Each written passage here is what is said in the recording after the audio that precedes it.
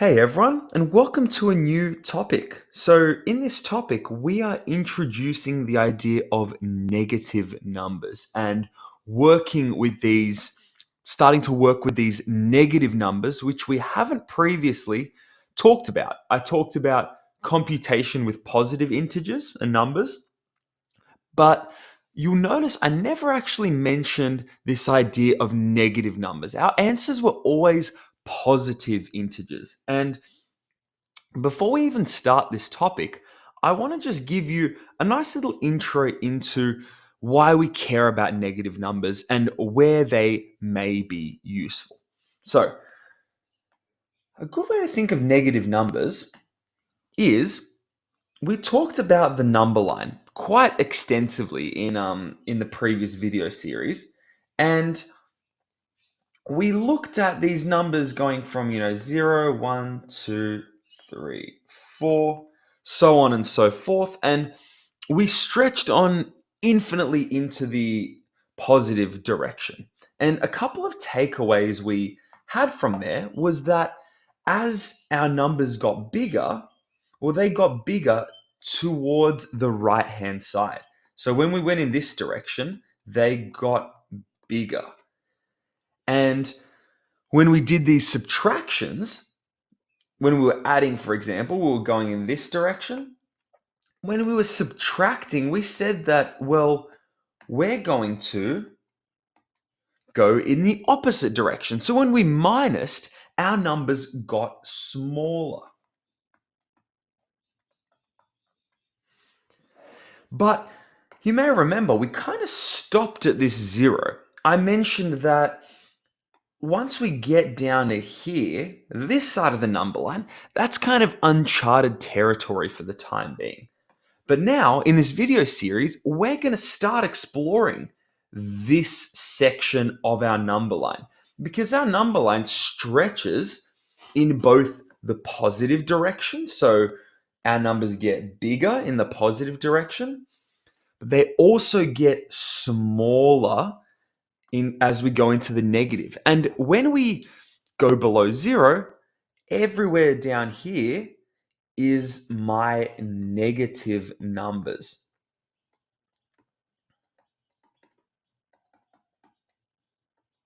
So this topic is going to be all about looking into and exploring this little pink highlighted section that I've got on my number line. Now, why do we care about negative numbers? Now, I'll talk about the number line a lot more in future videos. This is going to be a really big part of our topic. But negative numbers are almost like a bit of a concept, right? So if I, for example, this is me, I go to the bank and I want to, for example, take out a loan or something, right? I'm really short on cash and I want to go to the bank. I want to borrow some money. Say I need to buy a car or a house or something like that. So let's say, I mean, for the purpose of this video, let's say I have $0. I've got $0 to my name. So I want to go to the bank and I need to borrow some money. Now, in the real world, the bank's not always going to give me money if I have $0. But just for the purpose of this little thought experiment here, I want to go to the bank or go to, I don't know, a friend or anyone, and I want to borrow some money. I want to take out a loan. So I say that I need, I don't know, $300 to pay rent, for example. So I'm staying somewhere. I need $300 to pay off some expenses, for example, to pay off rent. And I want to borrow this money. So I want to need $300 to pay rent and I'll pay you back. And I'll say, I'll pay you back. Well, if I have money to my name normally, say I have $1,000 on me, I can think of myself as having positive $1,000 to my name. I have money. I have additional money to, my $0, for example. But in this case, and sorry, just to go back, you may remember from some examples in other videos where we talk about money that any sum of money I have is going to be a positive amount. But here I'm paying, I'm sorry, I'm borrowing money from another source, a bank or someone I know. So the money I have, well, I have $0, right? I've borrowed 300, but those $300 aren't mine. They're not the amount of money that I have. It's someone else's money. So I'm actually in debt to the other person. I need to pay them money. So I don't have $0 anymore. And it's interesting because I don't have $0. After I borrow money, yeah, I have let's do this in a different color actually. After I borrow, yeah, I have $300 on me, but it's $300 of someone else's money. So I actually have 300 less dollars because I have to pay that back eventually. So I can think of myself as having minus $300.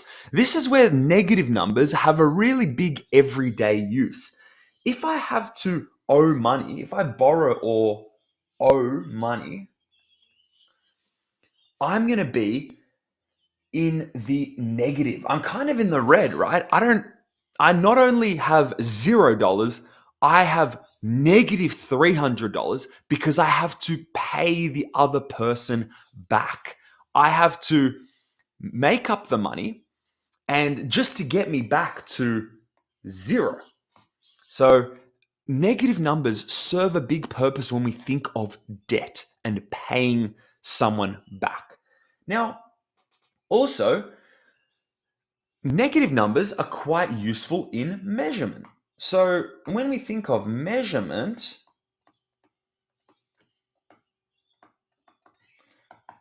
say I was measuring different heights when I'm out at sea, right? I'm on a boat at sea. So this is me in my boat.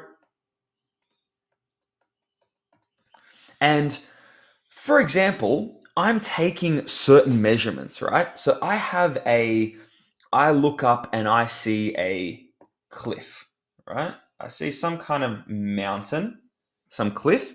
And what I'm actually measuring from is from the perspective of where I'm at.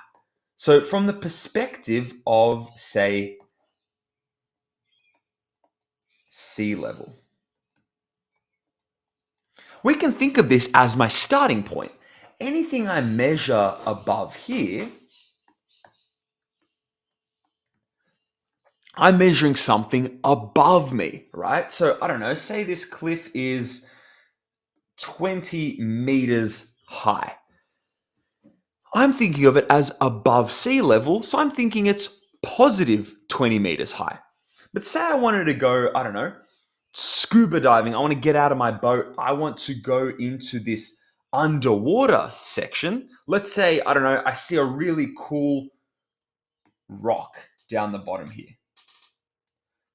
I want to go swim down, sort of scuba dive down and go explore it.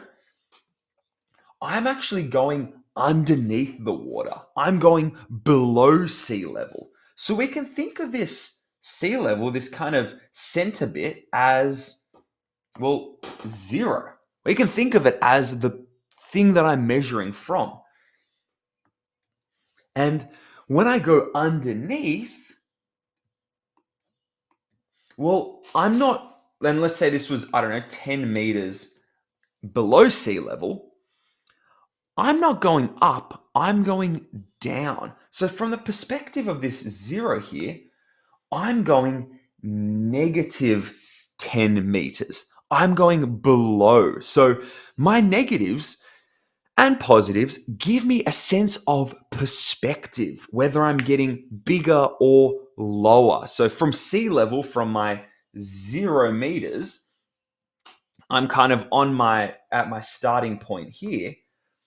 The things I'm measuring is from the perspective of where I am, whether it's 20 meters above sea level, like this little cliff I found, or 10 meters below sea level, which I think of as negative. That's what I meant when I said this is a type of, it's all about perspective, and negative things, negative numbers as well, can be thought of kind of as a concept. This is 10 meters below my starting point. So I'm going into negative territory.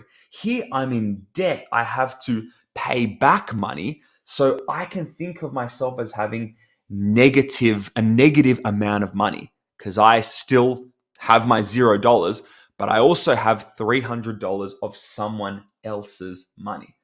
Now, there's a various other things that we can use when we think of negative numbers. Another one is temperature, for example. Say I have a thermometer, and this thing here, my thermometer, measures, I don't know, from 0 degrees Celsius. I'm in Australia, so we use Celsius, and we have my positive numbers, say all the way up to 5 degrees Celsius. But for some of you who live in colder countries, in Australia, for example, it never really drops, rarely drops to less than 0 degrees. But in some countries where you guys may be from, when you get into winter, it gets really, really cold. You're going in these negative portions.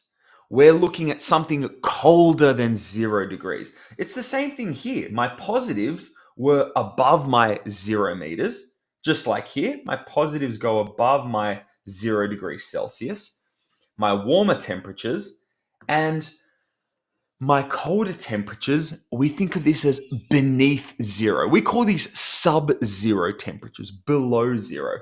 So if I measured something on my thermometer, say down here, I'm looking at below zero. I'm looking at negative 5 degrees Celsius.